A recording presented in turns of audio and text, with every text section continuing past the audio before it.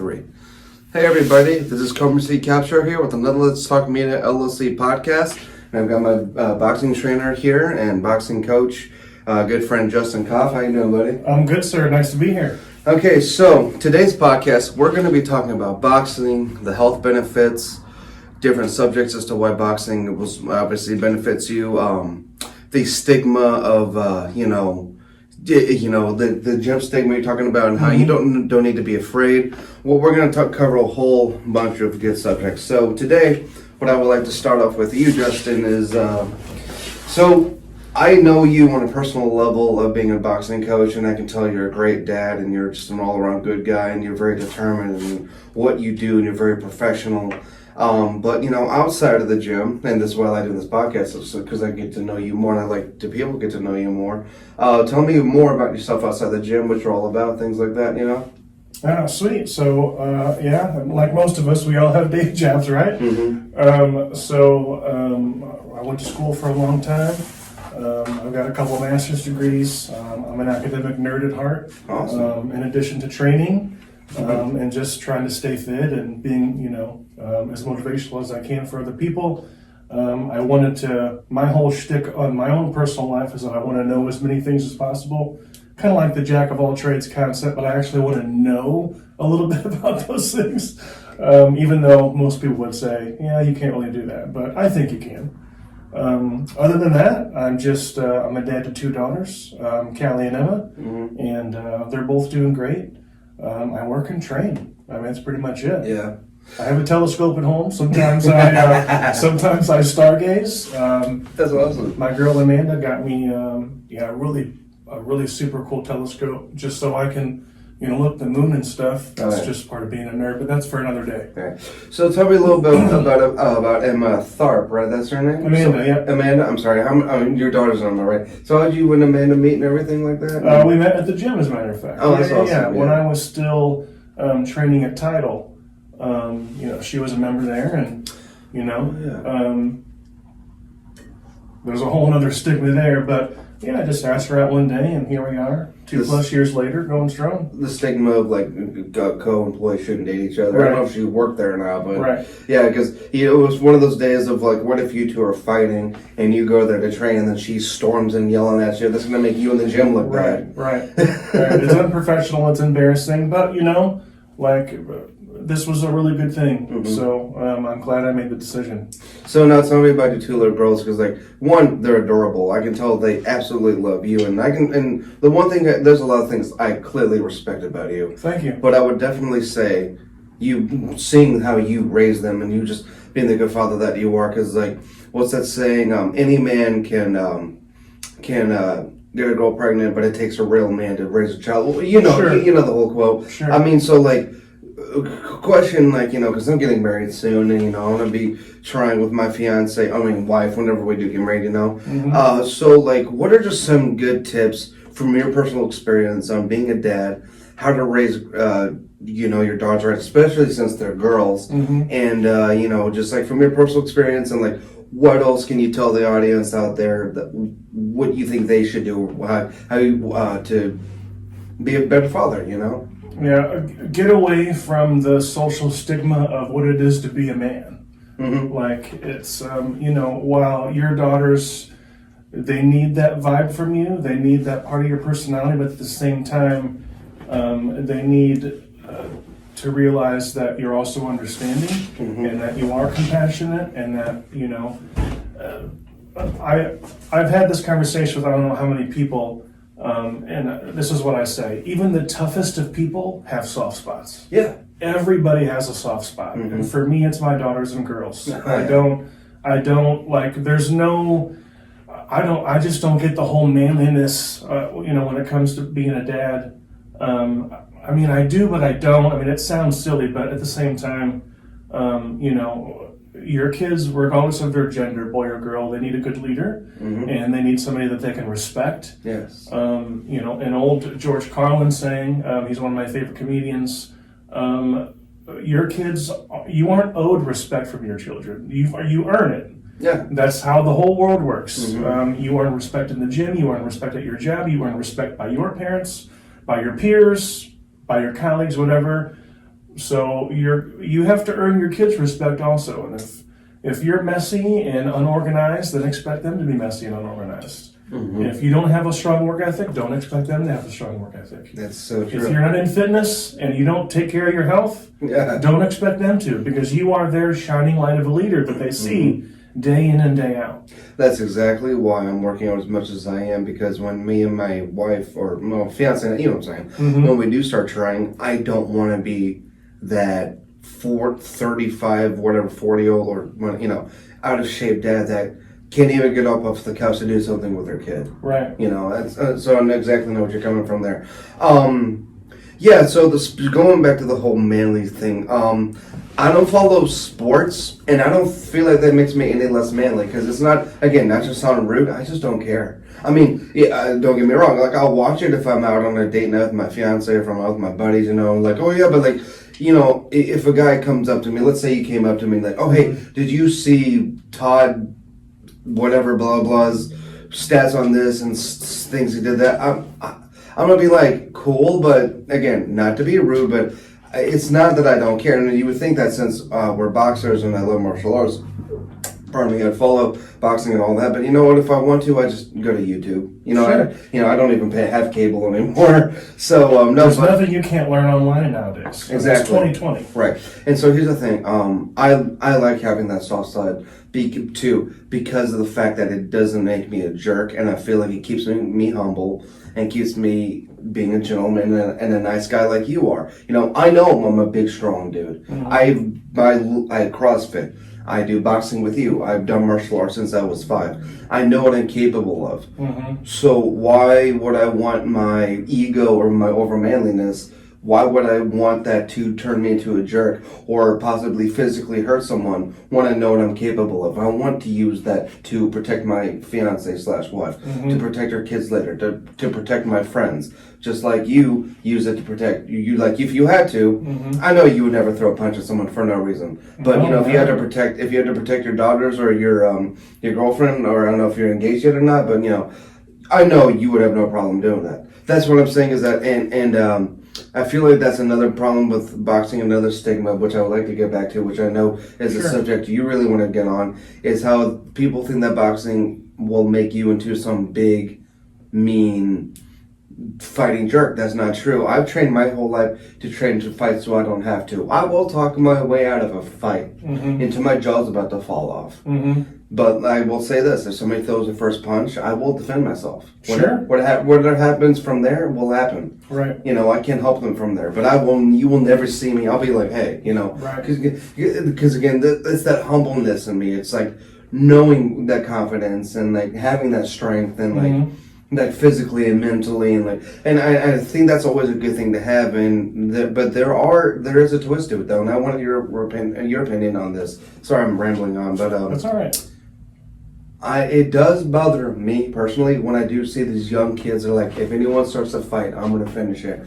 Or they go looking for a fight, or they can't let the small little thing go. So whenever you see people like that, and you can tell that they have that bad mentality, do you feel like you have a right to go up to them, or do you feel like you should go up to them and say, I don't want you to train here anymore because we're teaching you lethal things, and if you already have this kind of attitude, you're just going to use this on innocent people? Do you get what I'm asking? Like, no, I get it. I mean, it depends on the gym that you're at. You know, there's a time and a place for everything. I mean, I have ran into that before. I've trained with guys like that in MMA, wrestling, jiu-jitsu, and they like, even when you're just rolling, you're just practicing in the gym. They can't not be a hard. They're trying to hurt you, and I mean, I get it. I mean, this is a very physical sport, and you're going to pay a price, and it's very humbling. But at the same time, you know, not all gyms are for you. Not all training partners are for you. When it comes to your training, your nutrition, what gyms you're going to choose, you gotta do a little legwork. You gotta do a little research, just like when you're deciding what career you want. I mean, you got to figure out what's best for you, and if you don't want that kind of vibe or mentality in the gym, then don't go to a gym like that. Right. You know, find a gym that can accommodate your needs. You can get the best bang for your buck, and you're still going to learn practical application. You're still going to learn a skill set. So here's my question though: is okay. So let's say that you have a kid that has that bad attitude, and they were raised that way, grew up that way, whatever in general, right? Do you think it's worth the risk of possibly having martial arts balance his brain chemistry out and make him or even her more balanced and humble like you and I? Or do you think it's maybe not worth that risk factor because of the fact that they are learning dangerous moves and there's a risk they're going to end up hurting innocent people? No, I definitely think it's worth it. You do? Okay. Just for the sake of society moving forward. Yeah. I mean, there's a lot of people that don't understand the benefits and confidence building, the humbleness that one feels after, an hour Muay Thai session. Oh. It's very empowering, but at the same time, if I was to work with a little guy that really didn't have a lot of control over himself, it would take a little bit longer, I'm sure, to rein him in. But the benefits of getting him to realize that, he doesn't always have to have this hard shell. And once again, we don't always understand everybody's story. No, you never know. No. You never always know what somebody's going through. So, I would probably have different conversations with him at first to figure out what his motivations are. I mean, I would not show him because at the end of the day, we're all adults, and he's going to grow home to whatever parents or guardians he has, and it's their responsibility, to mold him, raise him into a society that he's going to be, proficient and efficient and empowered and know how to get his way, know his way around, not break the law. I mean, that's not my job to make, the little guy not break the law or, be a criminal. But I think there's a lot to say. If you look at the martial artists of the world, there are exceptions. There's always outliers. But the vast majority of people in martial arts, I would venture to say, whether it be boxing, judo, Muay Thai, jiu-jitsu, grappling, wrestling, they're not causing societal problems. No. They're already very humble. They have confidence. They're empowered. They have a high self-esteem. Maybe they're borderline arrogant. That's fine. But they're meaningful members of society that don't cause any problems. Right. I don't know much about the news and the media, but I very rarely hear on the news, pick a media source, this martial artist or this boxer is going to jail today for this. You'd never hear that. So but I remember back in I'm not saying Tyson as an example. Back in those days, that happened way more prevalently. Once again, there's always exceptions. There's outliers, but one could not generalize the statement, martial arts causes the problems with criminality in America. They couldn't make that mass generalization, and it'd be logical, in my opinion. And I think it's okay. So speaking of going back to kind of the first part of that, I think the turnaround of it is the fact that we know that we're learning the stuff that could really hurt someone. I think that's why that's not an issue, because it's I know if I went out and attacked someone, which I never would, I know what I could do to them. Sure. So I'm thinking, again, this might sound strange, but my mindset is, why would I want to, since I know how to? Right. Does that make sense? Sure, but I mean, there's further additional repercussions. I mean, of course, regardless the of law, right. Yeah. There's the law. I mean, you could damage the relationships that you built with your future wife. I mean, you could go to prison. I mean, there's tons of turnoffs to not being a jerk. But yeah. So I have a question for you, because I love telling my driving story as to why I started martial arts in the first place, although it's kind of sad, but it's fine, whatever. So my question though is to you, everyone starts for a reason. So what was even your first martial art that you started training in, what age, and what inspired you to keep doing it today? So that's kind of a long story, but I'll break it down as soon as possible. Growing up as a kid, however you want to say, I was blessed, gifted, whatever, with genetically, especially when it came to athleticism. So growing up as a kid, as early as 5-6 years old, I was in sports, playing soccer, basketball, baseball, football, hockey. I mean, I was doing everything. I was on the track and field team. I was on the weightlifting team through middle school and high school. I played 4, 5, 6 sometimes sports a year. Right. I was always very active. My home life wasn't always the best, but I was always at school. I was there early in the morning, lifting weights or practicing with the track team, and I was staying after school. I was lucky enough, I kind of blew through my homework pretty fast.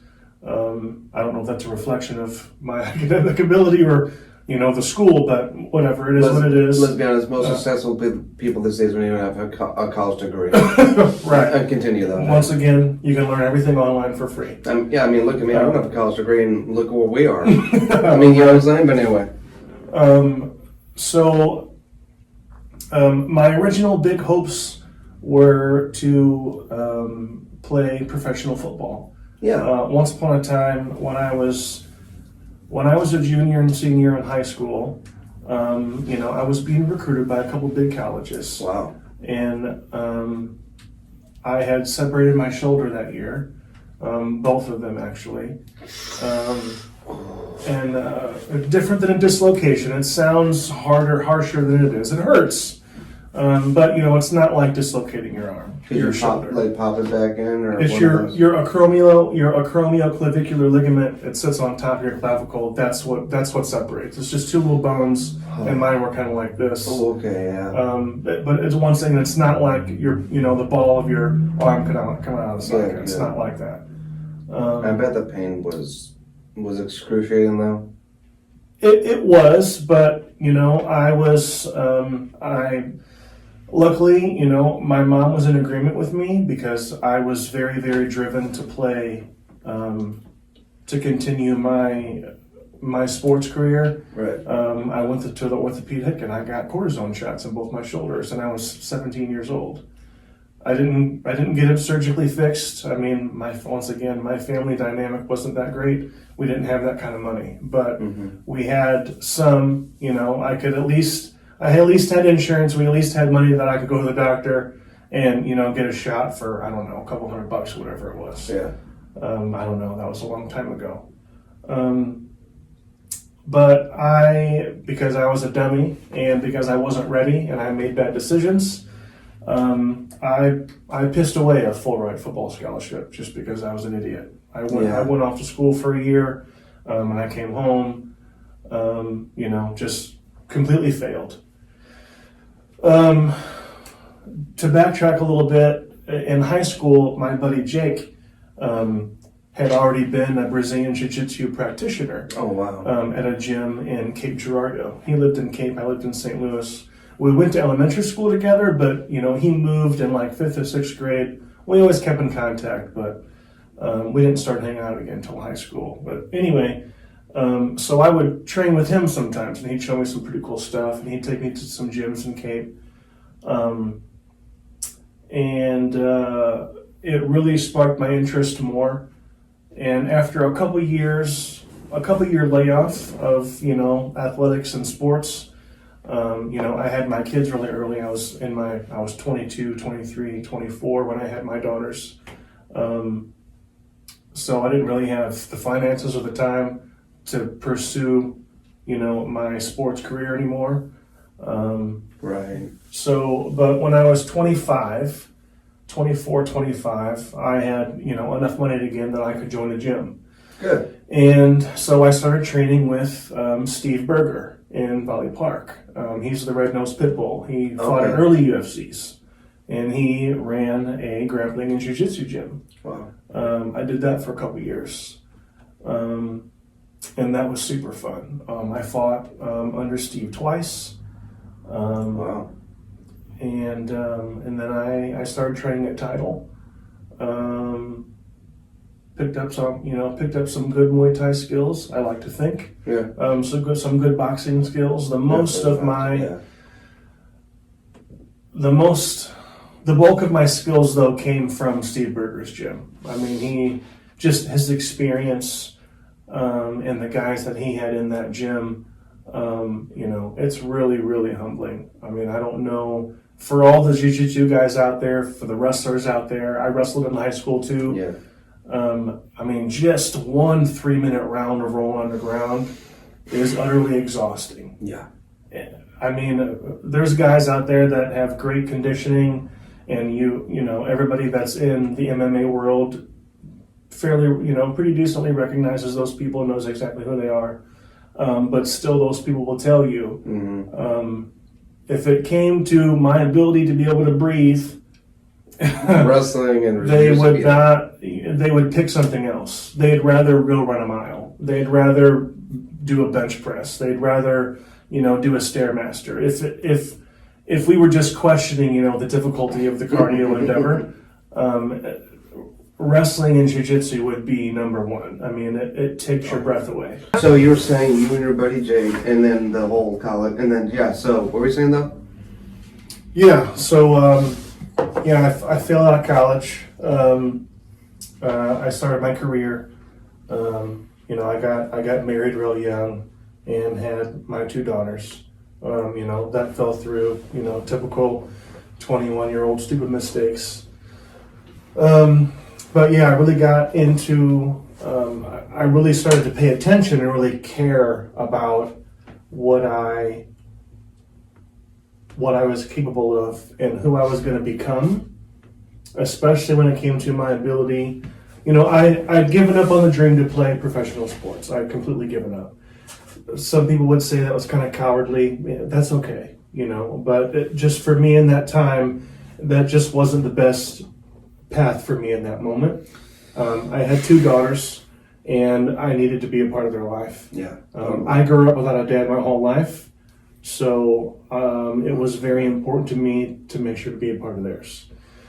Regardless, having them, I think I can only speak for myself, but I would venture to say most men who, really care about what they have to offer in their relationship with their parents, their sisters, brothers, wives, kids, whatever they care about. It's very primitive. It's a very primitive thought. But for me, having 2 daughters, I wanted to know that I knew there was going to come a time where, they're going to be older, they're going to make bad decisions.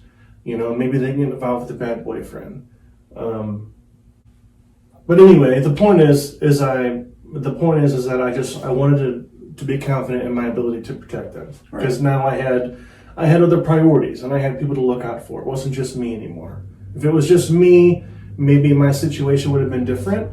But I like to think that was like the spark that reignited my desire to be an athlete again and kind of pursue that direction. Right. So the reason I started training in martial arts is, I was 5 years old and growing up, played, sports, basketball, soccer, baseball, tennis, golf, you name it. Oddly enough, I was built for football. I never really got into it.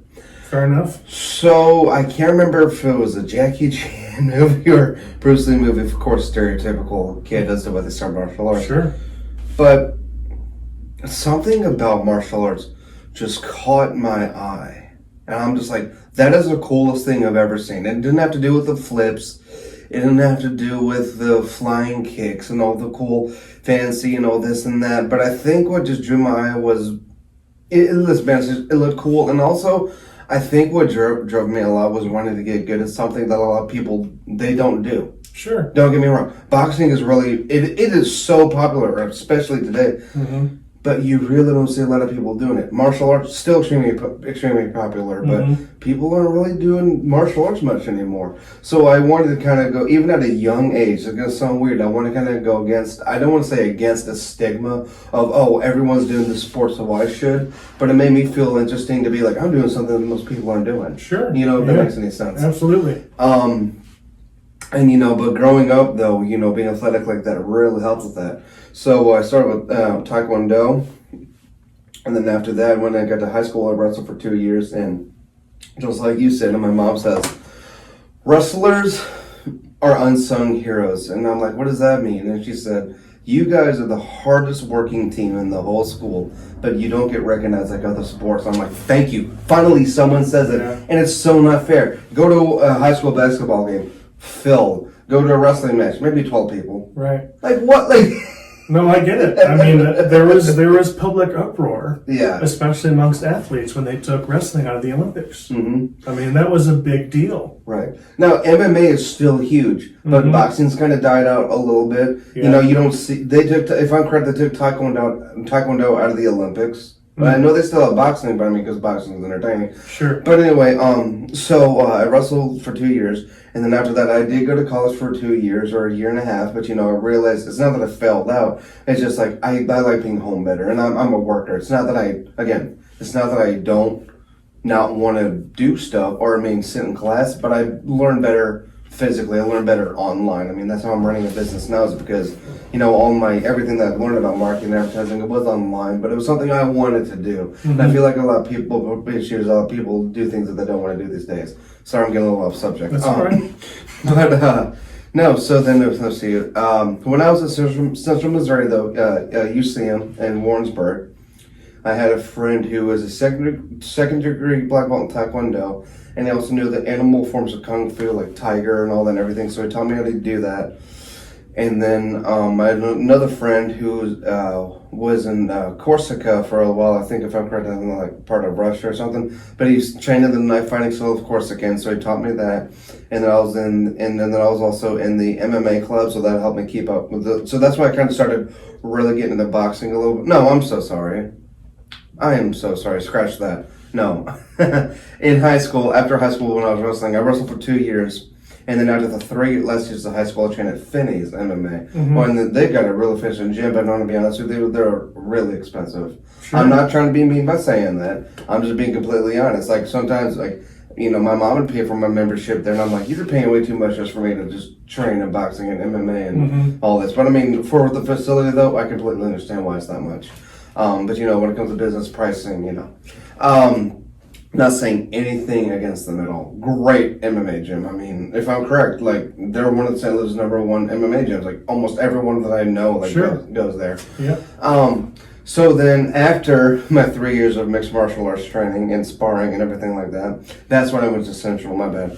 And then so that's when I did got back into it as in the MMA club, in the Aikido club.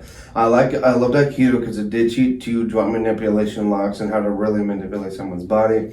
I also did ninjutsu training with my 2 instructors when I was up there. I mean, I was training nonstop. I mean, if I wasn't in class, I was training. Sure. And I'm like, I need to do something like this. This is me. Like I love sports, but this is it, right?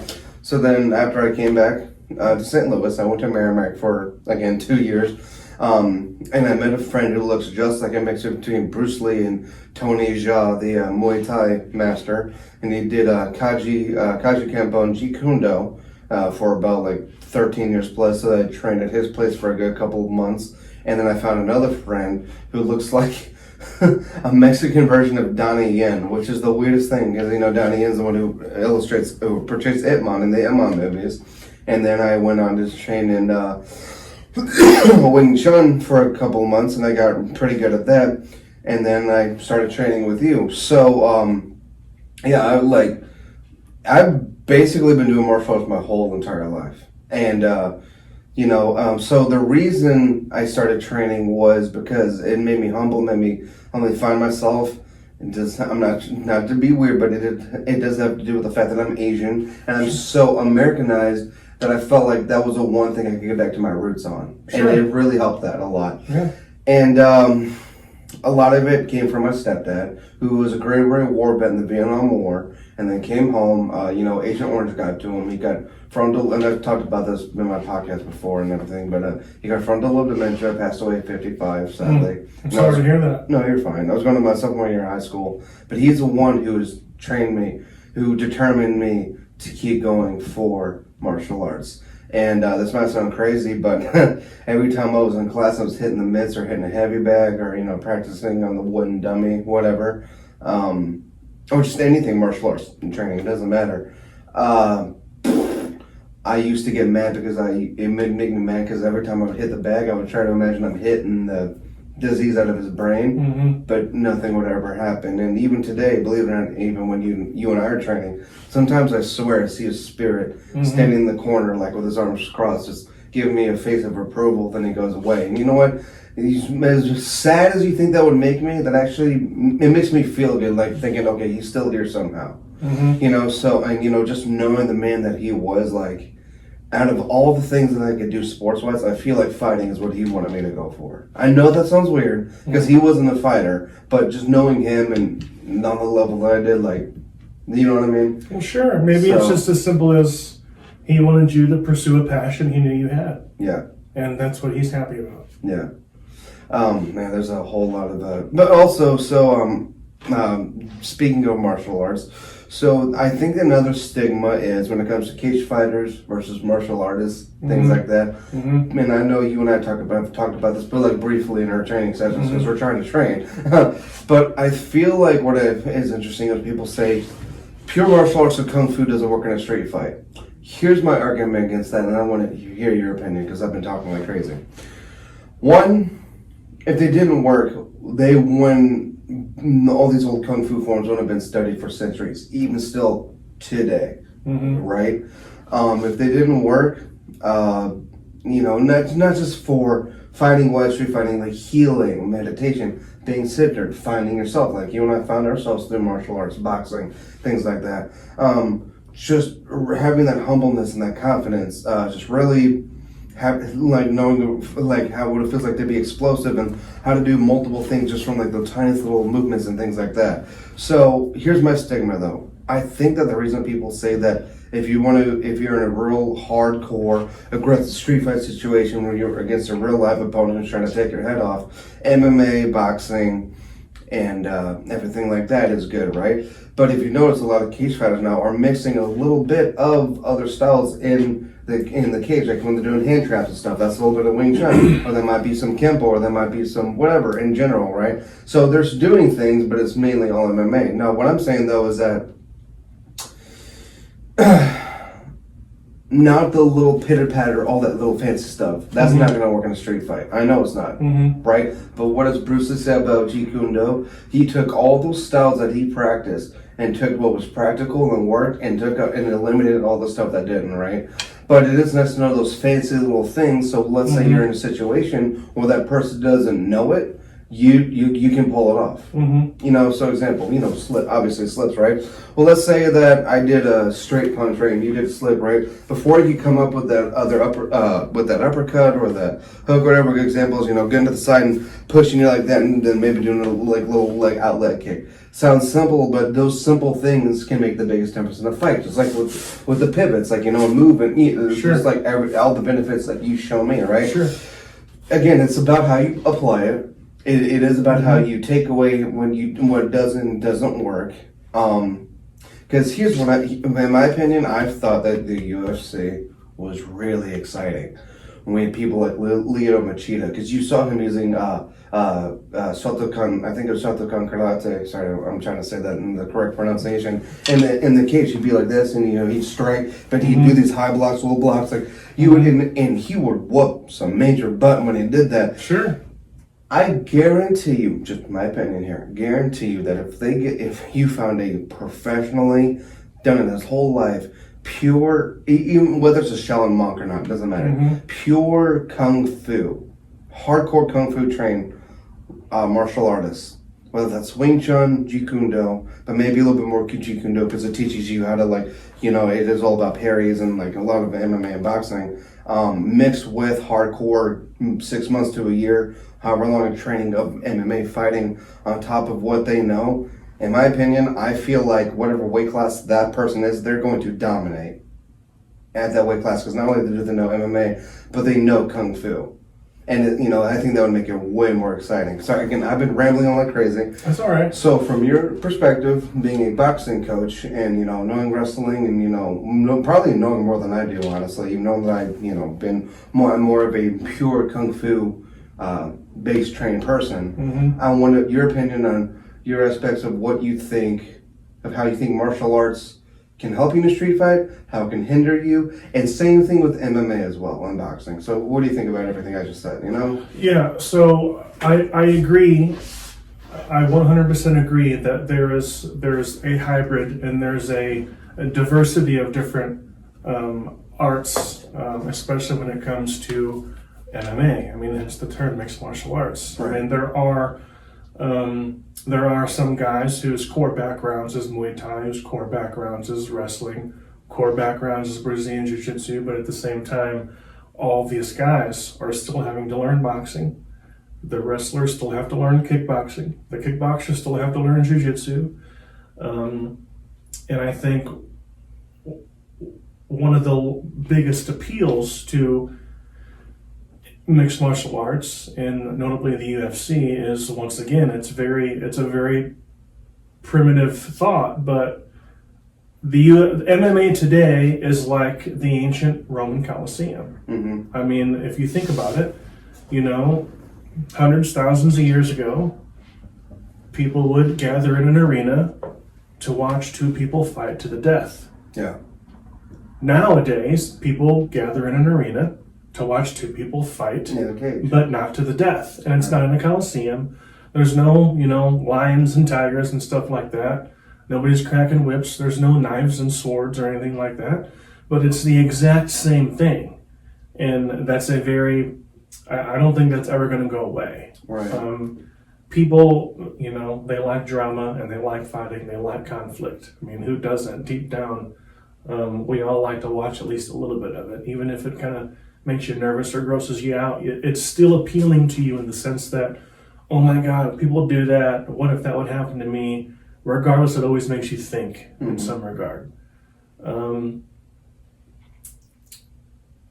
Mixed martial arts has definitely progressed in such a way that it makes much more sense for what you practice to be applicable in the real world. Right. Not everybody wants to be a professional fighter. Not everybody wants to be a boxer or a jiu-jitsu practitioner, but they do want to know what's practical and realistic for the likelihood of the situation that they may be in. And given how things are nowadays, the answer to that is to have a culmination of things. Know a little boxing, know a little kicking, know a little wrestling, know a little jiu-jitsu, and you'll probably get your way out of most situations. Because I don't think the vast majority of people know a little bit of everything, or why a little bit of everything is important, especially when it comes to fighting. We see a lot of YouTube videos and watch a lot of shows about people getting, mugged, robbed, beat up in the back alleyways. And a lot of these people, unfortunately, they're women with kids. Maybe they're guys with them, but and it's just unfortunate to see these people, get their faces kicked in, Real quick, it's funny to say that because when it comes to situations like that, no, don't get me wrong. Like, let's say that somebody turned the corner and they swung a bottle at you. No one got to slip and all that, get out of the way is nice and everything, but that's why I feel like in situations like, especially those sticky ones, that's why I feel like knowing those little like quick hits where you can get a hit off from here, like knowing like those little like maybe you grab his arm real quick and then maybe you break. That's what I'm saying. In situations like that, I feel like pure martial arts is very effective, especially in self-defense situation. Now, of course, boxing is. I mean, you once you get a boxer going, they don't stop. I mean, let's say you were protecting, one of your daughters, and somebody guy came up to you. If you had him against the wall, I know you'd probably knock him out until like he was like, that's the point of what I'm saying. But like when it comes to like, what I mean. Again, I'm not saying anything against boxing. I do it with you. I mean, I'm not faulting boxing at all, but I just feel like having that quick twitch little things, like I think that's where martial arts really comes into play, especially if you have to defend yourself real quick or think like that, but boxing does, and MMA does the exact same thing. But back to what we're saying, I feel like I would not be as good at MMA or boxing if it weren't for martial arts, or for the pureness of the kung fu, which is like knowing my body, my surroundings, Sure. and like, you know, but what were you? No, that's okay. That's okay. I completely get it. I think everybody's going to have a slightly different approach and opinion about that. Of course. I will say, if you were to have this same conversation with, with the majority of people in the fighting business, when it comes to real life practical scenarios, they're all gonna, while they would agree that it's important to know a diversity of things, the number one thing you would need to know is a ground game. Oh yeah. You see it time and time again. I referenced it earlier, YouTube videos. Mm-hmm. I mean, you can watch, UFC. The vast majority of the time, things are going to go to the ground. And even if you try to think like from an attacker's perspective, right. Somebody who's not even a fighter, while there's something wrong with their brain, Mm-hmm. I can't speak to why they're a criminal or what's going on in their brain, but clearly, so there's something not there. Right. Regardless, whether it's a criminal or an abusive husband, Mm-hmm. They want to control you. Right. And jiu-jitsu allows you to manipulate that control. Right.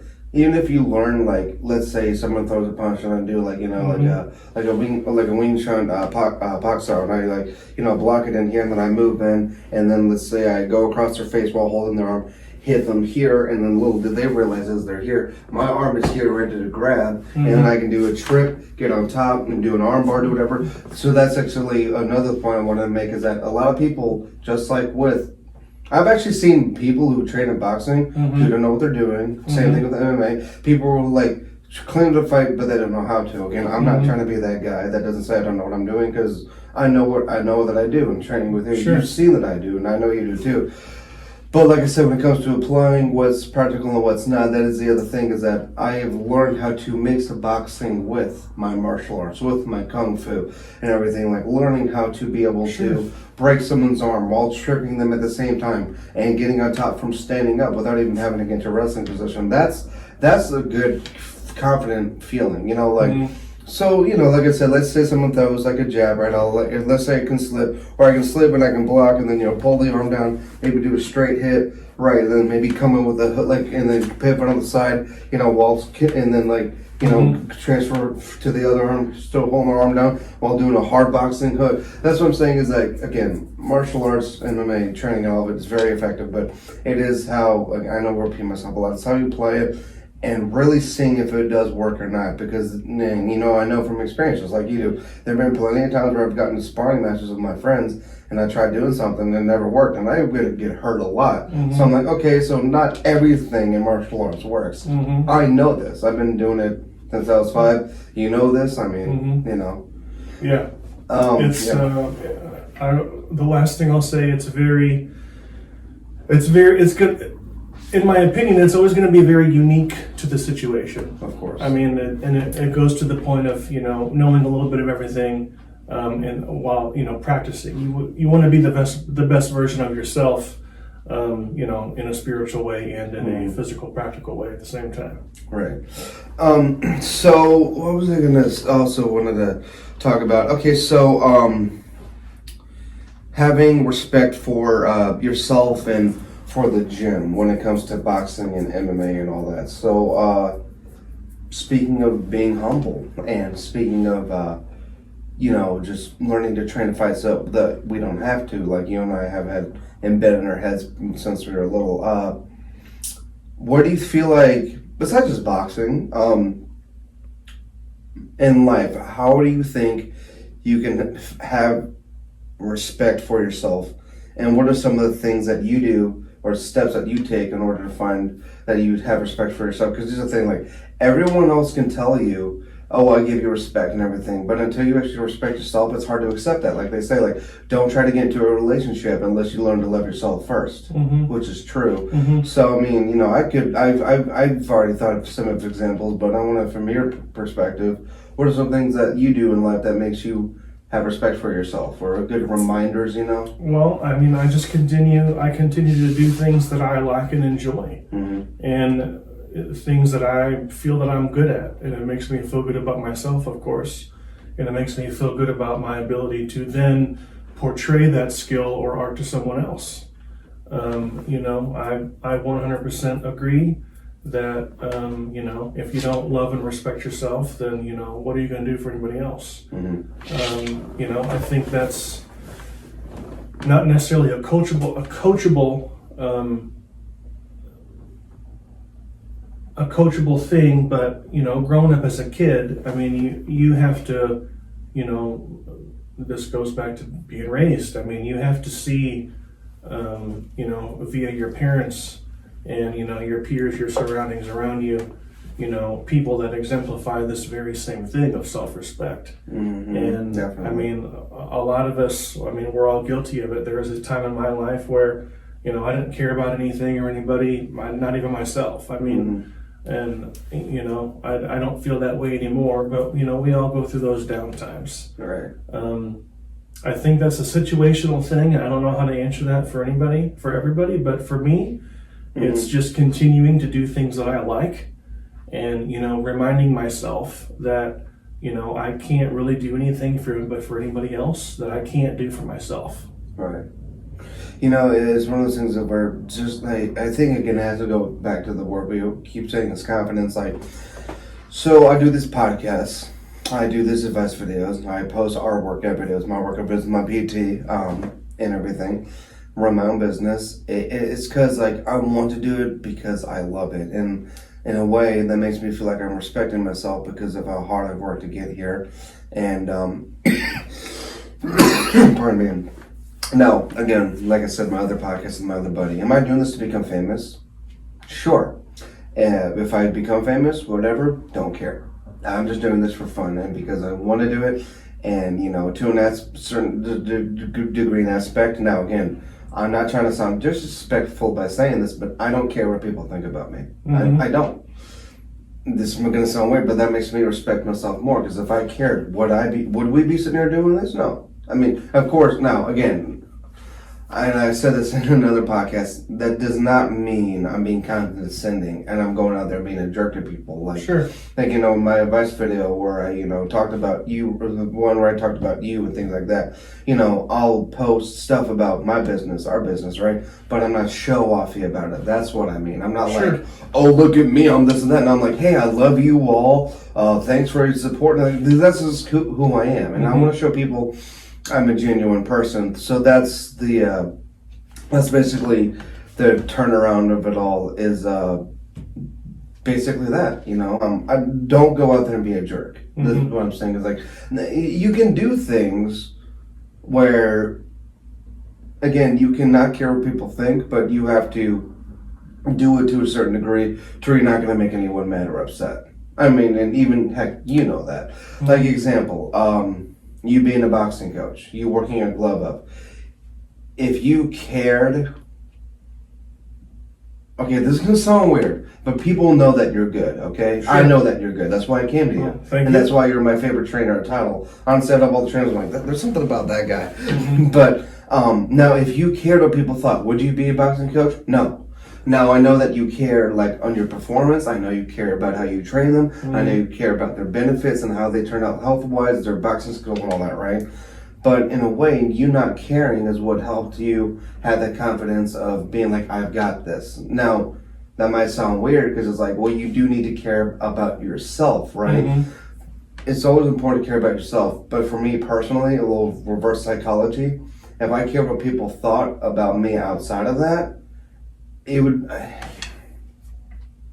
It makes things a little difficult. I understand. There's a fine line, but also at the same time, especially if you're in the business of helping people need to, not only do they need to believe that you're genuine, of course, they need to believe that you actually have their interests in mind also. And it's not, and that you're not just motivated by your own self-interest. Right. So in that regard, I would say, whatever business you're in, one must care a little bit about other people, just because it's those people that's going to give you recognition. It's those people that's going to, pass your name around town. It's those people that are going to look up to you, confide in you, seek out your help.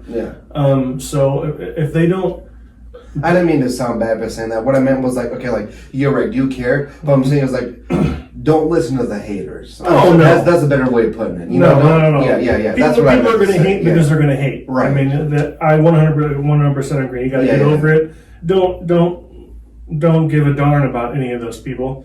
I mean, those people they're just wasting their own time anyway, not amounting to anything, and it's a shame because all these keyboard warriors that all they do is troll people and they criticize them and make fun of them, and it's a shame because they don't even realize that they're wasting their own time when they could be focusing all that effort on doing something that they love, they want to do. Something's got to make them happy. Right. So, but instead they utilize all their time on telling this guy he's a douche and that guy he's this and he's not doing this right, and but it just, there's a lot of disingenuous and unmeaningful dialogue that occurs online, and it's a shame. So going way, and I love it that you said that because it actually makes me think. So speaking of boxing and martial arts and things like that, besides my dad being a driving factor, I hate to admit this, but bullies was a huge one. I got bullied before high school, right? Sure. But a part of me though, and I want your opinion on this, a part of me feels bad though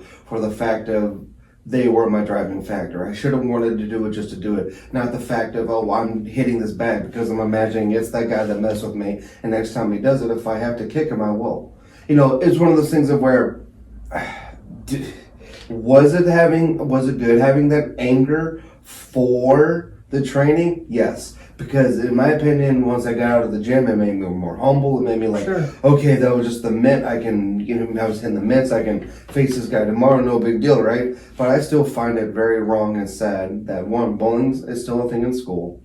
I'm pretty sure your daughters go through it or have gone through it. If they still are, I'm sorry about that.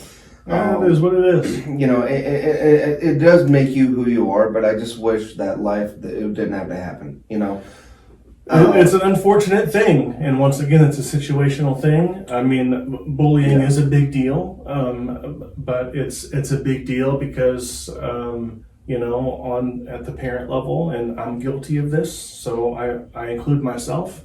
But on the parent level and at the school level, they don't handle it appropriately. I would venture to say it's poor parenting, definitely poor leadership when it comes to these kids' parents. And then, if you think about it on more of a psychological level, these kids are trying to overcompensate for something. Why do they want to be seen as so tough? What is going on, that makes them feel like they need to bully someone else? Right. And on the flip side, growing up as a kid, I mean, I grew up in a small town working on a farm.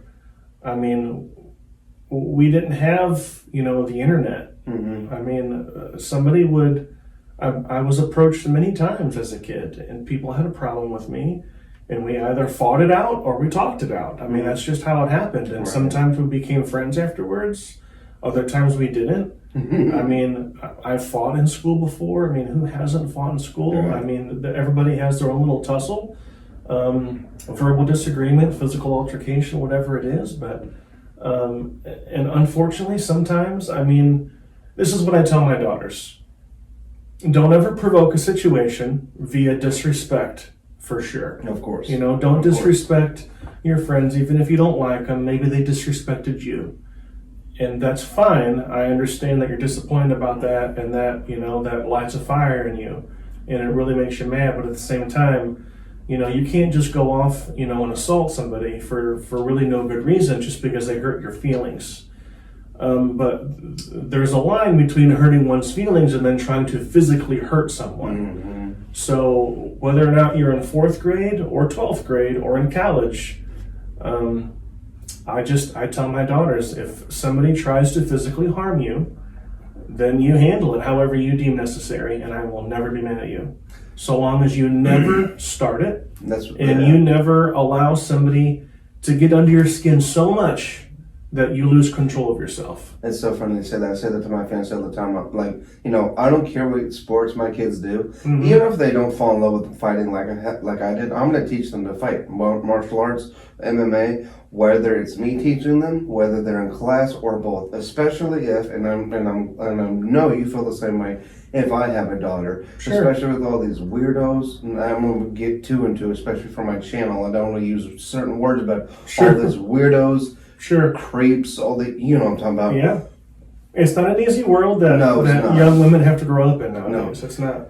So let's say that one of my bullies messing with my kid, right? And if I know for a fact my kid talked his way out of that fight, and that bully threw a punch, and then my kid defends his or herself, like you said, I'm not going to get mad at them. I'm going to be that parent that takes them out for ice cream and says, let's make sure this never happens again. But you taught them a lesson that they can't run their mouth always without something happening. Now, again, not saying throw the first punch. Never. I'm going to, just like you and I'm going to instill them to never do that. Right. But, that's the point of what I'm saying is that, what's funny though is like, cliches. There's all different types. Sure. Easier said than done, I know, but I don't know if it's having the confidence. I don't know if it's just knowing who I am. But I think two important things that can really keep that are important is admitting that you're wrong. It can be healthy, and I actually did a best video about that. And actually, this doesn't sound weird, but knowing that you can be wrong, in my opinion, makes you less angry at the world, and it makes it easier for you to walk away from those bullies and from those situations. Because I run into jerks all the time. I run into people who drive me insane, and I've seen the true mean, dark nature of just how downright awful people can be. And that, oddly enough, I can go past them now. Does it bother me? Yes.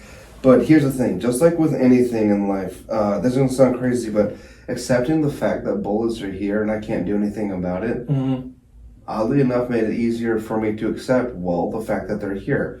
I know... bullies have always existed. Of course. They've existed for the past, 100, 200,000 years humans have been in existence. Of course. It's not ever going to go away. No, I think we're doing great so far. Sweet. You know what? Say if you want to just check the time. What time is it? 2:30. 2:30? Okay, perfect. So I think you're a great trainer, because here's the thing, just like with anything that can spark something in someone, you want to do it like that. Obviously, sure. Right? So, again, I've had a lot of martial arts instructors, boxing coaches, things like that. And I, obviously go for professionalism. I go for how well they seem to be good at what they do and just everything about them. And I've noticed that you're very set in your ways, just like I am, and you're a very humble person, and you're kind of quiet. But what's weird is that you might not see it, but you give off this hey, come, I know what I'm doing energy. And no offense to the other title trainers, because my God, they're amazing, but there was something about you where I was there's something about Justin that I don't know, just that attracted me to you. And I think the factor was, one, we're both kind of built the same. You were a power hitter. My favorite thing you do is side boom, when you slap at the side of the hook.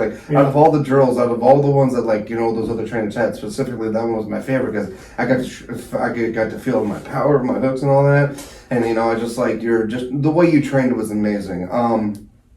But it's hard to explain, but I just found that in you, and I'm very glad that I started training with you. Again, a glove up. I wanted to say I appreciate everything that you've done for me, helping me in my fitness and getting my boxing back on game. But here's the thing too, just with anything when it comes to calisthenics and aesthetics and things like that, I feel like you need to do a calisthenic workout to help get your body loose. Because as you know, I do CrossFit, right? Sure. I mean, I could be doing yoga, I could be doing Tai Chi or whatever, but I feel like, speaking of boxing, it really helps to get your muscles loose, and it helps get your body that natural flow where you can move and bounce around and things like that. So besides just from CrossFit training, thank you for opening Glove Up. I want to say thank you to Jay.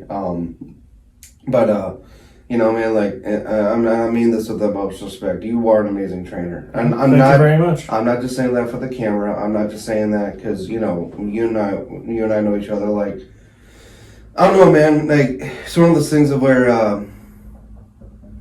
you know, I feel bad, you know, for the past for having to leave and my other trainers who have taught me everything that they have. But, you know, I want to, and I definitely feel like I have, if it's okay with you, made you my permanent boxing coach because I love boxing. I love the aspect of it. I love the movement. I love the flow of it.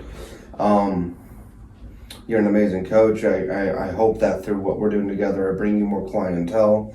Again, I am rambling. I just like, it's hard to explain all these good feelings I have about you know, but I appreciate it. I'm just curious about me because, I mean, again, I'm not trying to have you brag about me on, you know, camera on my own channel here or anything, but, you know, just like anyone likes to hear good things about them, from training other people to training me, and from what you know about other boxers and martial artists, what are some aspects and things that you've seen in our training that you've like about me? Like, what have I caught on to you quickly? Like, just curious, like, what are some things that you've noticed about me since day one, since now our like 18th session, you know? Sure, yeah. So I appreciate you saying all that stuff. As I've, you know, gotten older in my life and really reflected on the things that I want to do and the person I want to be, it's focused on this one thing of being meaningful. Mm-hmm. So, and this is very meaningful for me, not only because it is teaching something, it's teaching things to people, you know, that they can use in everyday life. It's helping them get fit. It has all these physical, tangible effects, but at the same time, the internal willpower effects, confidence building effects, humbleness effects, just, you know, helping people get up every single day and not feel like, you know, a waste of time or a loser. Mm-hmm. That's important for me because I've come from that spot. Same here. So out of all the people that I've worked with, it's important, you know, for any trainer out there, there's a lot of people out there that are extremely set in their ways. You know, you hit on that point a minute ago. But it's just as important to be accommodating, especially when it comes to somebody's workout regimen. I mean, not everybody is at the same level. Not everybody's at the same pace. Not everybody has the same background. Not everybody has the same physical features. Not everybody has the same genetics. Mm-hmm. So that it becomes prudent that you really learn that individual, what they want to do, what they can do, maybe why they don't want to do it. Is there a barrier holding them back? Do they have previous training? And then, you know, over your first couple sessions, you kind of assess that person and you develop a plan for them over time. Mm-hmm. I mean, anybody that's been in the fitness training business for a while knows that there's no one-stop shop sheet that you can just hand to everybody and be like, oh, you do this, you'll have a six-pack and you'll be able to run marathons. No, that's not the case at all. I mean, people come with a plethora of problems, whether they be physical or mental, mm-hmm. and those things need to be assessed and worked through first before, in my opinion, you can really develop a good plan for somebody. No doubt. So, you know, comparing you to other people I've trained with is a little difficult, but, you know, I will just reiterate things I've mentioned. And I mean, I will say this, there is also a big disposition and preconception about, you know, how one looks compared to what they're capable of. Right. So I don't look like an Instagram model, but I have practical experience. Mm-hmm. I think experience trumps how anybody looks day and night. I don't care what you look like. If I can still do what you can do and not look like you, I've won. Yeah. Because you know what I'm saying? Because for me, and what I feel it should be about for everyone else, is what you're capable of and how it makes you feel. Right. If just looking good makes you feel good, then great. But unfortunately, we have these people, you know, that, well, if you don't look like me, then you're not as good as me, and that's just complete crap. I hate people. I mean, we wouldn't have I mean, 400-pound NFL offensive linemen, they don't look like Instagram models. No. But I guarantee they can do more push-ups than that model can. They can do more pull-ups. They can outrun faster. They're stronger. They're all of these things. And you won't want them getting a hold of you. But they look nothing like this perfect physique that we see on Instagram. You know what I'm saying? Yeah. I mean, even take away all the filters and Photoshops that people do on their pictures nowadays. You know, people think, well, I'll never look like him, so I can't never do what he can do. That's ridiculous. Real quick, that's why I post my workout videos and ours, like, you know, it's because I'm inspirational. Just because I'm a big guy doesn't mean I'm not athletic and not in shape and that I can't do this. Like, Yeah. You know, I'm 255, 253 now, actually. Congrats. Thank you. And so, funny That's thing. a 6-pound loss? Yeah. In the past, 2 weeks, you've cut 6 pounds. Yeah, thank you. That was awesome. And so that's what I'm saying is that that's my favorite quote. I know I'm not gonna like say, oh, I'm gonna try to brand this quote or patent it, because obviously anyone can say, if I can do it, so can you. Sure. But that's so true, and that's why I put it in almost all of my descriptions of our workout videos, my CrossFit videos. It's like, you see me, I'm a big dude. Mm-hmm. You wouldn't expect most people my size, my height, and my weight to be able to do half the stuff that I do in the gym, but then you see me doing it. Right. And again, like you said, don't be a jerk about it. Don't act like I'm better than anyone else. You know, you know what I'm saying? Like, I'm inspiring other people to do it because I can do it. It's like, dude, you see me at 253. I mean, that's the point of what I'm saying, is that anyone can. It's just like you were saying before, you just have to put in the work for it. It's hard work. I mean, and it's as simple as that. It's easier said than done. Of course. You know, but once people get over that initial fear of thinking that they can't do it, in my experience, there was just a young lady in the gym last night. She had never boxed before. She was super nervous. Jay and I were just talking about this last night too. She was super nervous, never boxed before. You know, she doesn't look great, but she's not so out of shape that, you know, she's depressed or whatever. But, you know, she's been in 3 or 4 days now in a row. And all it took was that one time. Mm-hmm. Granted, you know, we created a bond with her. We made her feel comfortable, first and foremost. But even more importantly than that, she realizes now that this is something she can do. Mm-hmm. And if she didn't have that realization that she can do it, she wouldn't have come back. Right. So that's the biggest point I want to get across to people, is that it's never going to be easy at first. It doesn't matter what it is, whether you're going to school, whether you're raising a kid, whether you're getting married, whether you're trying out CrossFit. It's not going to be easy at first. No, it's not. But after that first session, that first hour training, that first year of marriage, that first week of changing diapers, and you realize, I can do this. It's going to be hard, but it's a piece of cake. Right. It's a lot of work, but it's easy. I know I can do it now. And that's the biggest thing I want to get across to people, for sure. So, last thing, I promise will be the last thing, because we do have to get going. Yeah, no problem. So, like you said, you train everyone different, just like any other personal trainer does. And I've noticed that with me, we do like slips, rolls, and things like that. Obviously, like any typical boxer would. But I've noticed a lot of times, though, you have me have a strong base for when I get hit, or for when I'm trying to, let's say I do get hit, and I want to roll the head off, just because, you know, I'm a big guy and I've got these big rounded shoulders. So having that big round strong base is good, and sometimes you can use that, you know, that as an advantage for slipping and for rolling and things like that.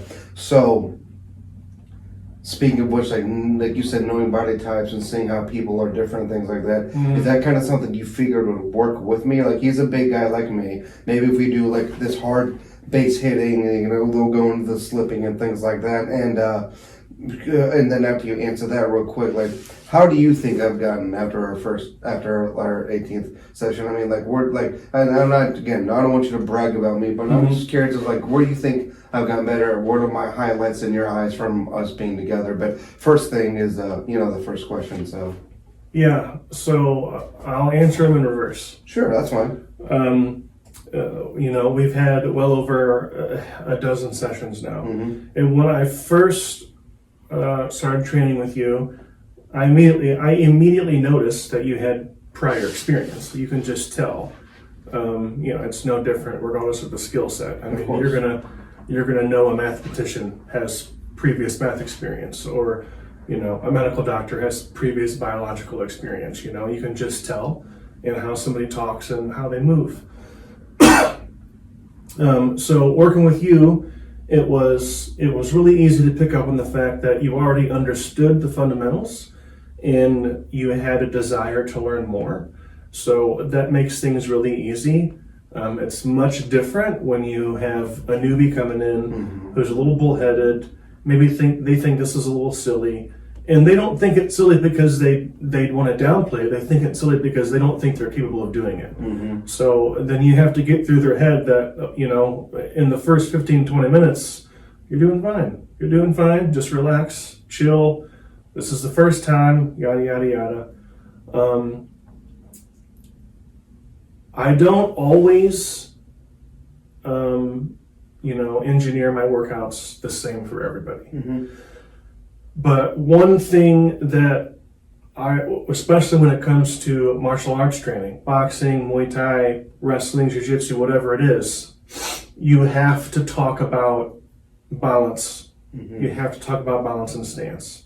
Doesn't necessarily matter how big you are or how skinny you are, but if you can't control yourself via your hips, it's really going to affect your efficiency of movement. You may not step correctly. You may step too far, too short. You may not pivot right, because you're standing you're too up tall. You're not sitting down. You don't have soft knees. You're not being relaxed. There is a fluidity to movement, and it doesn't matter how big you are. But in my experience, and I'm guilty of this also, I've been a big dude my whole life. I was, blessed with good genetics. Bigger people have a tendency sometimes to take for granted their size. Right. So, and I get it, 100% reasonable. I mean, I completely get it. I mean, the mass that a big dude carries is, it's unmatched. I mean, especially, if we were to compare, two wrestlers and the idea was to just pin the other, a 130 pounder is going to have a tremendous difficulty with a 250 pounder of equal skill set. Just because, physics and mass, I mean, it is what it is. It's, but with that said though, because we have a tendency, in my opinion, to take for granted our size, we take that for granted to the extent that we don't always pay attention to where our feet are. Right. And we are a little bit more upright because we understand basic physics enough to know that this little dude is going to have a struggle trying to get me down. But they're going to have a lot more speed and probably more endurance. Correct. That's what and it's because of that speed and because of that good footwork, it's going to be the reason they get you down. Right. Or they're able to tackle you or trip you, sweep you, throw you, whatever it is you're doing. So I always, and not only that, just when it comes to efficiency of movement, fluidity of movement, getting the most out of your punches, kicks, knees, elbows, it all starts with a good basic stance, good basic footwork. You're not going to be able to get the best, the most power out of a hook if you don't pivot and rotate your hip. You're just not. If you're just going to stir the pot, and that's all you're going to do, that's one step of the hook. If you're just going to throw your leg up in the air, that's just one part of a kick. You still have to step, pivot, rotate. Or you're just you're wasting more of your own energy. And even if you do hit that person, you make contact with that person, you're only making contact with 75% of what you could have made contact with. I mean, you could have a mean right hand, but because you don't throw it right, and you don't work it's not even effective. So it's funny you say that because again, one last thing is I feel like what's important, especially for big guys like us, when it comes to boxing and especially martial arts, with that fluidity and the what's called fast twitch muscles, is to work on on speed punches. Because here's the thing: we're already big enough, we're explosive.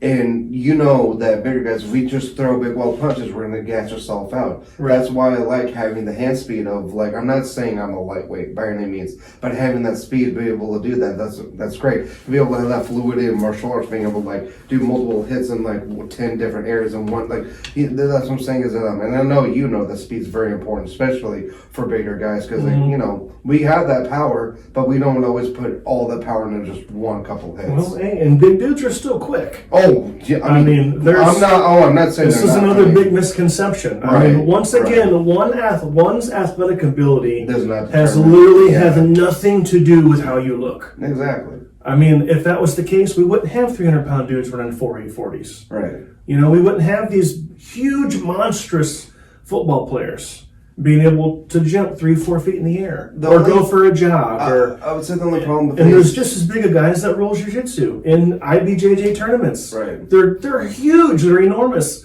but they still move good. They're still quick. They still get up. They get down. They can. I mean, so it literally, my opinion. I'm sure people would disagree, but I want to get that stigma out of people's mind that just because you're a little overweight, just because you haven't trained, or maybe you didn't play sports all 4 years in high school, that literally has nothing to do with your ability to be athletic now. All right.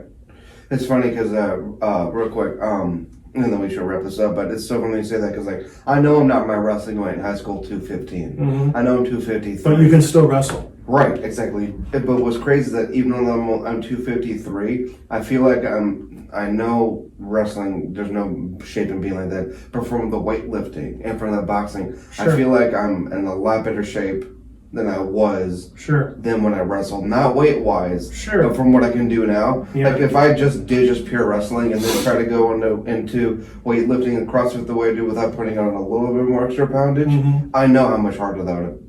Pay more attention to how you look at yourself in the mirror than the number on the scale. Yeah, that too. Like, and I hate that because like I'll look at myself and I'm like, I don't look like a guy who can do the things that I can do. Then I watch my videos and I'm like, did I just do that? So that's what I'm trying to say is having that, giving the people that confidence of, like you said, just because you look like this doesn't mean you can't do it.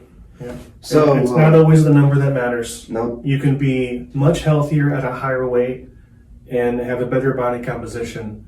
At 180, and you can look phenomenal, much better than you did at 140. I mean, plus, as you know, that men, it's been scientifically proven we do not grow into our bodies fully until we're about 25 to 35. And if you've noticed, a lot of bodybuilders, that's when they get their most jacked, is when they start lifting at 28 to 30, whatever. And that's what's funny is because as soon as I turned 26, 27, I started packing on more muscle and my body felt more full. I'm like, this is what they're talking about. Sure. Well, I mean, there's a lot of other drugs that go into that too. But Yeah. Okay, so you want to wrap things up here? Yeah. You good? Thanks again for having me. No, totally. And once I get the time, hopefully I'll get time before my mom's event tomorrow. I'll come in here and work on an advertisement for you. I've got the 6 things we want to talk about, so I just need to make it tight and wrap it all up. And so, yeah. Sweet. All right, Justin. Thank you very much. Thank you very much. And guys, that's the end of the podcast, and we'll see you later.